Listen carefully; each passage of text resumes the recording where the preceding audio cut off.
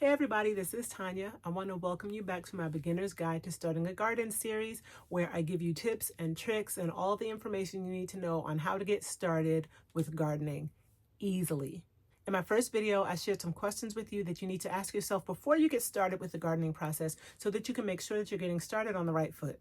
In my second video, I talked about why it's important to create a garden plan so that you know all of the things that you want to do ahead of time and you're not making unnecessary mistakes along the way. In today's video, I'm going to show you how to start seeds, which is an important step that you need to do in gardening, especially for summer and spring crops. Seed starting is the process of starting seeds indoors before you plant them outside. You usually start those seeds about 6 to 8 weeks before they need to be sown in the ground, and there's a process to it. It's important that you get that done early so that the plants are strong and ready to go in the ground once it warms up.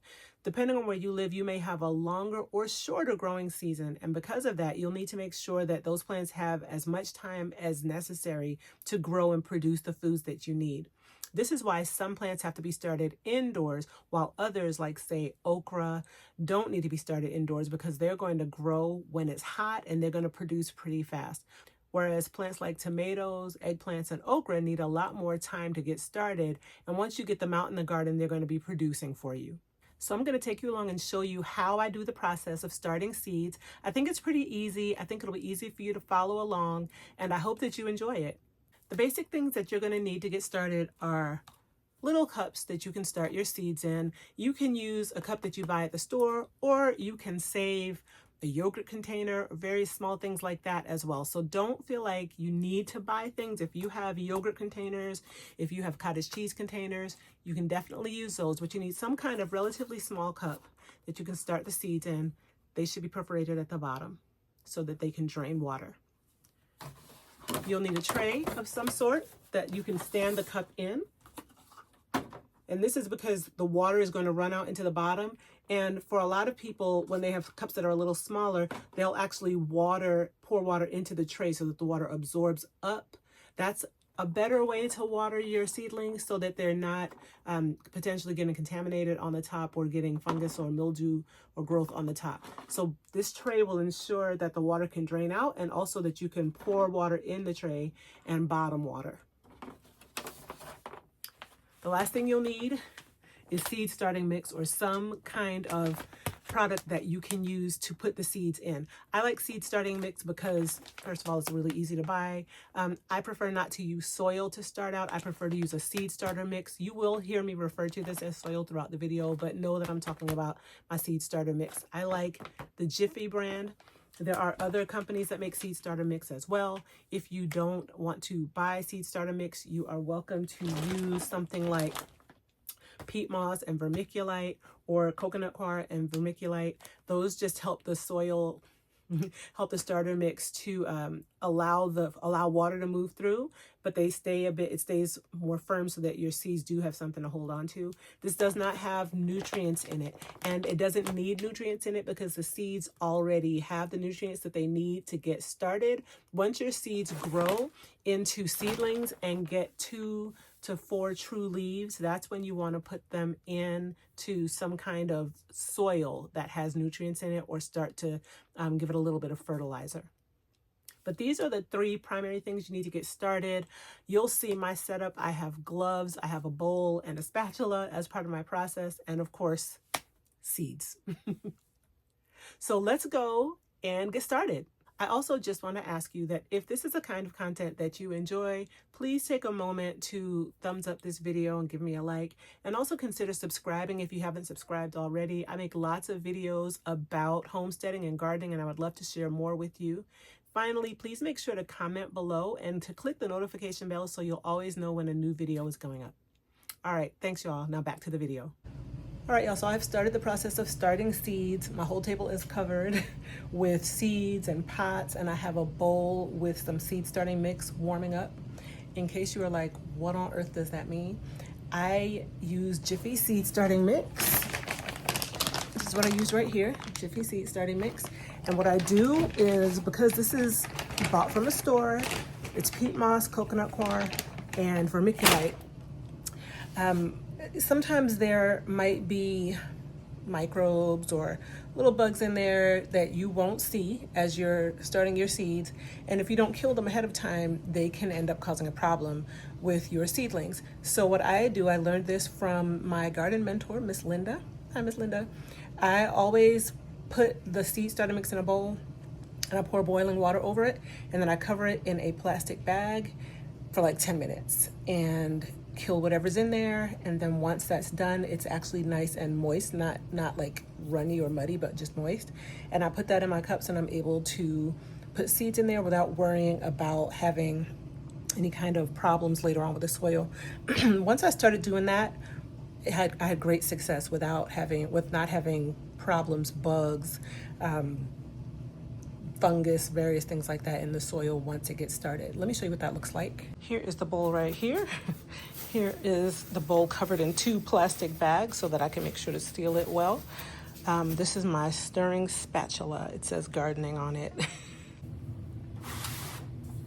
All right, so we're about to get started now, and I want to let you know a few things about starting seeds and what you need to know ahead of time before you get your process going. So you need to know what seeds need darkness to germinate and what seeds need light to germinate. And what I mean by that is once you put the seed in the soil, right, it sits there, it's nice and nestled and warm, and eventually it starts to open. That's called germination.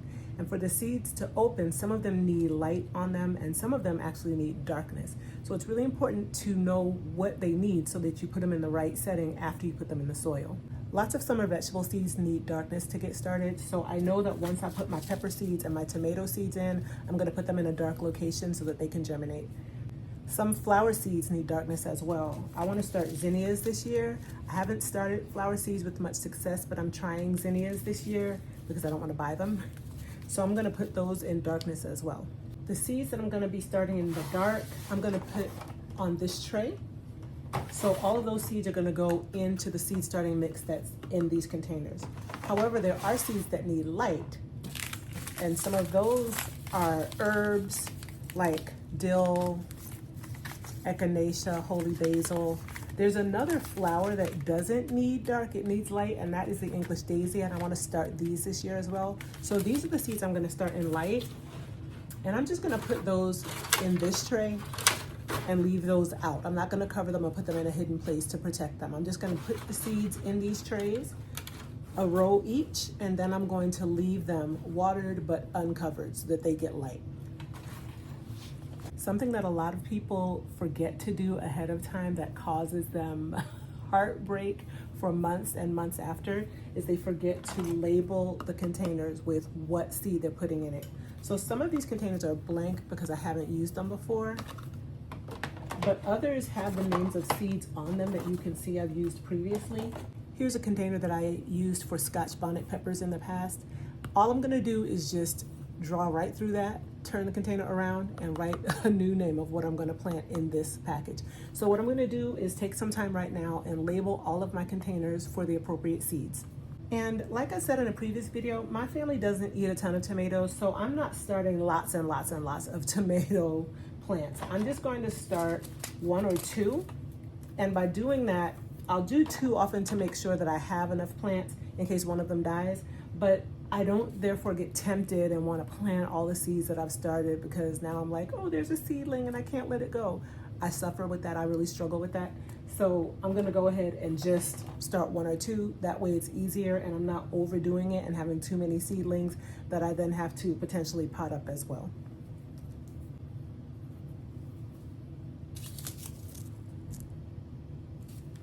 And something that I do with the seed starting mix is I pour boiling water into it. I don't do that in a bag. I pour it in a bowl, then pour the boiling water into it and cover it in plastic for about 10 minutes. And that is so that it will kill any microbes or any germs or any bugs that might be in there. This really helps get your seeds off to a good start without having to compete or fight against pathogens that might be in the soil. So now let's go ahead and put the soil into the cups. This is a good sized cup, because I'm gonna leave these in here for a while. I like Yellow Door Urban Gardening, shout out. If you don't watch her, she's great. Go ahead and give her a peek. And if you are watching me, Yellow Door, hi. I agree with her. I do not love potting up. I would love to avoid it if I can. So putting this in a taller cup will enable me to not have to pot up. And what pot up means is to take the seedlings once they grow in the cup and then put them in a larger container so that they can grow even more before you put them out in the ground. If I can avoid that, I'd like to, because it's a lot of work. Now, granted, it does enable you to have stronger stems sometimes, but I'm going to see what I can do with just these larger containers and try to keep them going in here. If I do need to pot up, I will, but I prefer to not have to. Okay, I put the soil right up to about that line that's inside of the container. Once I have that much, I'm done. And in case you're wondering why I'm wearing this mask, it's because I tend to have sensitivity when dealing with bagged soils from the stores. So I just, rather than play with that, I just go ahead and put my mask on so that I don't have a kind of raw or scratchy throat after the fact.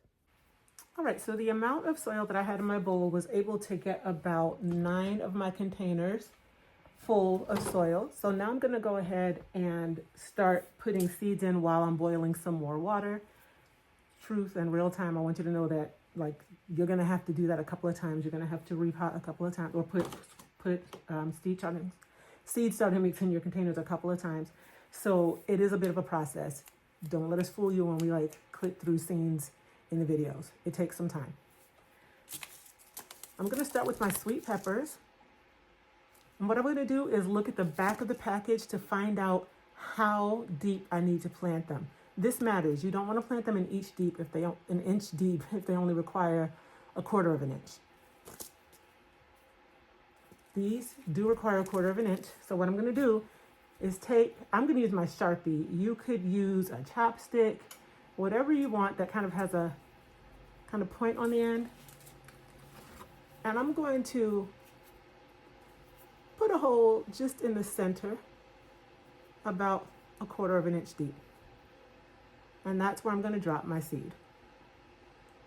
I like to do that so that I know it's in there, it's already down, and then I'm just going to pinch the soil over that hole to cover it up. That way I'm not accidentally burying it too deep. So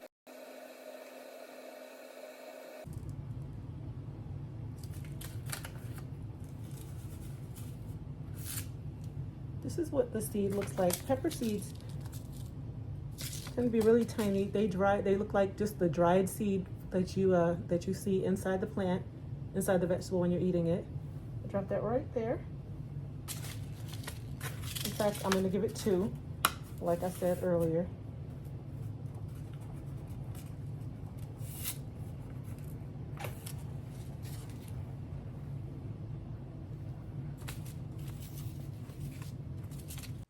So you can see the seeds inside of them. They're in their little holes, kind of nestled in there, right? I put 2 in each hole. I'm not going to keep 2 of each plant, but I want 2 to come up. I put 2 in just in case 1 doesn't come up, and then I'll just keep the strongest one. So here I am pinching the soil over the hole.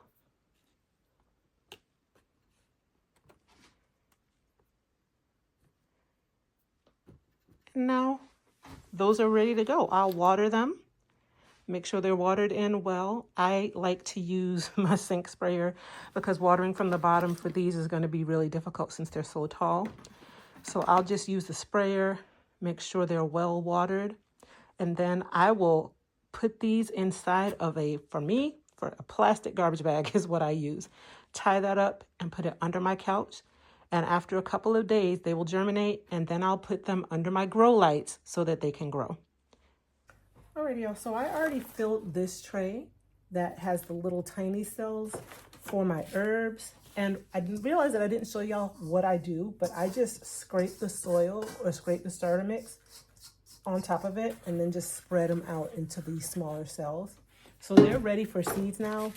And I'm gonna plant holy basil, echinacea, and some daisies. And I do it in much the same way. You're just gonna take the seeds and drop them in there and then just cover them up with a pinch.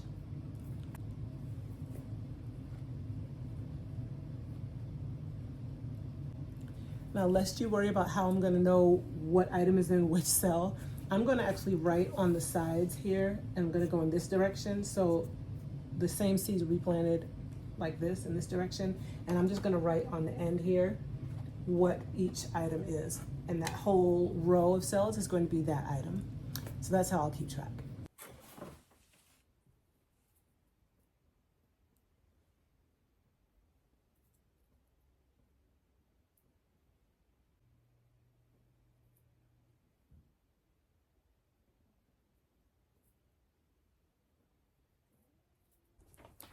And that's it. All of the seeds are now in the soil, in the dirt, and not dirt, in the soil. And I'm going to wet them down. For this set here, I would normally bottom water, but I'm just going to spray across the top for both of these sets.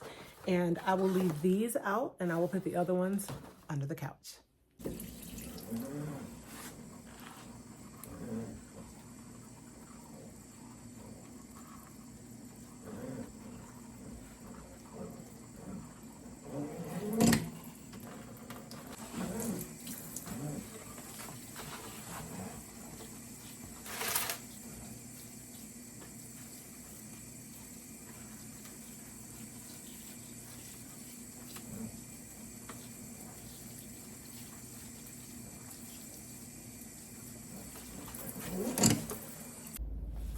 Alrighty, so the last thing that I'm going to do is I'm going to wrap this tray up in plastic bags to create a greenhouse effect and keep the moisture and humidity in, and put it under my couch so it's dark. Normally I would tie these up in a garbage bag, and just a kitchen garbage bag, seal off the end and stick it under there. But my garbage bags are the scented ones and I'm not comfortable using those. So I'm going to go ahead and just use some Kroger bags, literally some Kroger bags. I'm going to pull this on this end.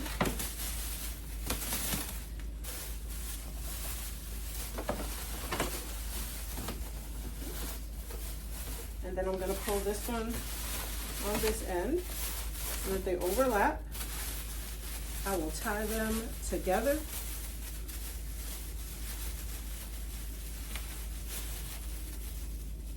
And call it a day.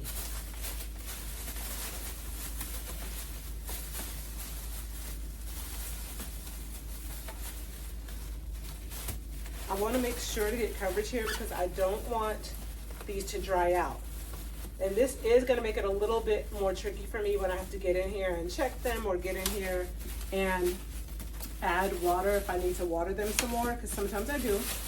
But it's worth it because I need that seal. So this is all I needed to do to get these seeds started. I'm going to tuck these under the couch, and in a few days they will be sprouting and I'll be ready to put them under my grow lights. All right, we are 6 days in and I have had 6 pots that have sprouted. So I want to show you that I have them set up now on the grow rack, which is in my basement. I use fluorescent lights on a metal rack, and I have had success year after year after year with this grow rack. I had a few things that started coming up already, like leeks here. Super Sweet 100 started today. You can just see that little sprout coming up right there. My flowers started coming up first, and so they got a little leggy. I'm okay with that. I'm not as concerned about the flowers, which might sound bad, but I'm just starting with learning flowers. However, my vegetables are coming up. I have Roma tomatoes, Super Sweet 100 tomatoes, and leeks, which have started first. So as soon as something starts, I bring it down here and put it on the grow rack. This will get going and be going for the next 2 months. I will raise the lights as necessary so that the plants can continue to grow. This is the final stage in the seed starting process indoors. Soon I will be able to take these outside and plant them in the ground. Here are the flower seedlings, which I started last week. These 2 rows are the daisies, and those, as you can see, have already started coming up in some of the cells. I will be watering it again today. I give it a watering each day. The holy basil, which is in this row, and the echinacea, which are in these 2 rows, have not started sprouting yet, but that's okay. They will be coming along soon. So as you can see, this process was pretty straightforward. I started with the tools I needed. I put the seed starting mix in my cups, went ahead and dropped those seeds in there, put them in a dark or light place depending on what they needed, and after a few days they sprouted or germinated, and then I put them under the grow lights. That's going to be the process for any additional seeds that I start. It's the process I use every fall and every spring for the new seeds that are going to be going into the ground for the season. I hope you all found this video helpful and that you learned a lot about how to get started with starting seeds in your home and preparing them for the outdoors. I enjoy giving people the tools that they need to get started with projects on gardening and homesteading, so I hope that this was really helpful to you. Please remember to comment and don't forget to subscribe and to thumbs up and turn on your notification bell so you'll always know when new videos are coming. Also, the next video in this series will be coming in a couple of weeks, so make sure to look out for that. I appreciate you all, and I can't wait to see you next time. Have a great day. Bye-bye.